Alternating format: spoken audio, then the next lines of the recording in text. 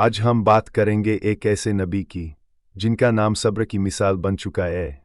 हज़रत अय्यूब अलैहिस्सलाम। वे अल्लाह के सबसे प्यारे बंदों में से थे।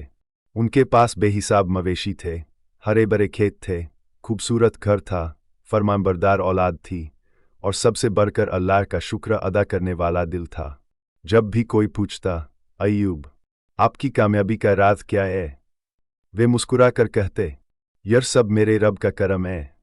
लेकिन दुनिया इम्तिहान की जगह है। एक वक्त ऐसा आया जब आजमाइशों का सिलसिला शुरू हो गया। सबसे पहले उनके मवेशी मर गए, खेत सूख गए, माल दौलत खत्म हो गई, लोग हैरान थे। मगर अय्यूब अलैहिस्सलाम के चेहरे पर सुकून था। वे कहते, जिसने दिया था उसी ने लिया है। फिर उससे भी बड़ी आजमाइश आई। उनकी औलाद एक हादसे में इंतकाल कर गई। सोचिए, एक बाप के लिए इससे बड़ा सदमा क्या हो सकता है। मगर अय्यूब अलैहिस्सलाम ने फिर भी सब्र किया। आंखों में आंसू थे, मगर जुबान पर शिकायत नहीं थी। फिर बीमारी ने उन्हें घेर लिया, सख्त बीमारी, जिस्म पर दमा, कमजोरी और दर्द।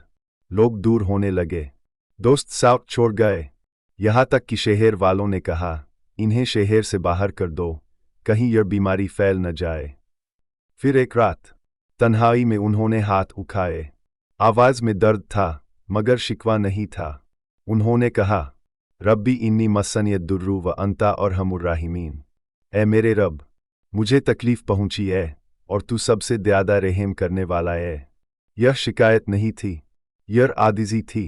अल्लाह ताला ने फौरन हुक्म दिया, अपना पाँव जमीन पर मारो।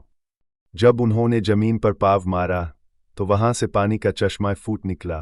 हुक्म हुआ, इससे गुस्ल करो और पियो। कुछ ही लम्हों में बीमारी खत्म हो गई, जिस्म सेहतमंद हो गया, चेहरा नूरानी हो गया। फिर अल्लाह ने उनकी खोई हुई नेमतें वापस कर दीं। औलाद अता की, माल दिया, इज्जत लौटा दी, बल्कि पहले से भी ज़्यादा। लोग हैरान रह गए। उन्होंने देखा कि सब्र हारने वाला नहीं, बल्कि जीतने वाला बनाता है। हज़रत अय्यूब अलैहिस्सलाम की ज़िंदगी हमें यह सिखाती है, मुश्किलें अस्थायी होती है, अल्लाह की रहमत हमेशा कायम रहती है। जो बंदा सब्र करता है, अल्लाह उसे खाली हाथ नहीं लौटाता। आज का सबक, अगर आप भी किसी आजमाइश से गुजर रहे हैं, बीमारी, आर्थिक तंगी या रिश्तों का दर्द, तो याद रखिए, अय्यूब का रब आज भी जिंदा है।